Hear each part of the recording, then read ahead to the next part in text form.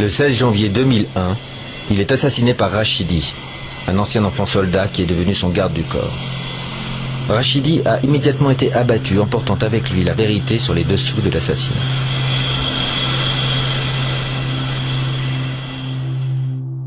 Eh bien, nous aimerions d'abord vous relater comment les faits se sont passés. C'était le 16 janvier 2001, Mzé travaillait dans ce bureau. C'est un bureau habituel qu'on appelle la Maison Blanche. Et il travaillait avec l'un de ses collaborateurs, le directeur de cabinet. Voici les dossiers sur lesquels il travaillait. Et la paire de lunettes qu'il a portées ce jour-là, les stylos, tout ce qu'il a utilisé se trouve là. On n'a rien enlevé. Et quand Mzé était assis là-bas, il a vu quelqu'un de l'autre côté. Cette porte-là était ouverte. Il a vu un de ses gardes rapprochés. Il lui a fait signe qu'il voulait lui parler en aparté. Et alors, le connaissant, il lui a fait signe de venir. Il est entré juste à côté de Mzé. Malheureusement, il était armé. Il avait son revolver.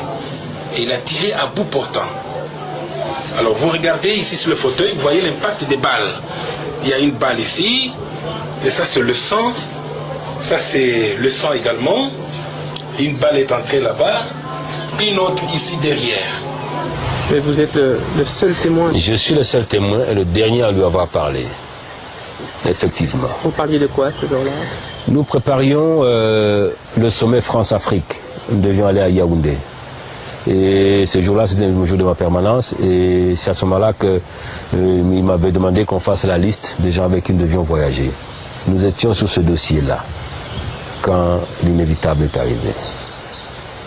Et donc là, Rachidi entre, Ouais. là vous le voyez, c'est quelqu'un que vous connaissez ou... Non, je savais que c'était des gardes-corps du chef, mais je ne sais pas s'il s'appelait tel. Enfin, ça faisait pas longtemps que j'étais là-bas. Et là, il se passe quoi? Vous voyez quoi exactement? Non, il vient, il arrive à la porte, il s'y claque ses souliers, il salue. Le chef lui demande qu'est-ce qu'il y a, venez.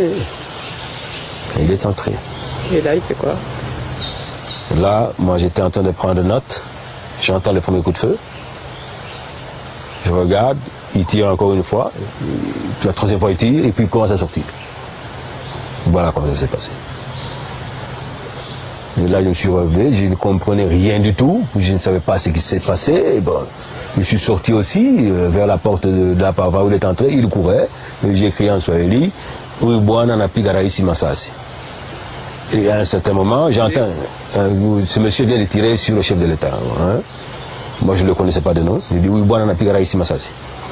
Chiribagula qui est à l'escalier, qui voulait aller attendre vers le garage, il voit l'autre en train de sortir dans la précipitation, semble-t-il, avec son arme à la main. Chiribagula voit aussi monsieur Mota en train de le poursuivre, criant sur lui qui vient de tirer sur le chef de l'État. Chiribagula affirme avoir tiré une balle sur Rachidi dans la jambe et il est tombé. Mais subitement, Edi Kapend viendra avec Kalachnikov pour achever Rachidi. Et Chiribagula affirme même qu'il a empêché Edi Kapend de laisser qu'il parle. Edi Kapend, dans la colère, d'ailleurs, les questions qui lui étaient posées sur ça, il lui-même dit que c'est... Et il avait achevé effectivement parce qu'il était dans la colère.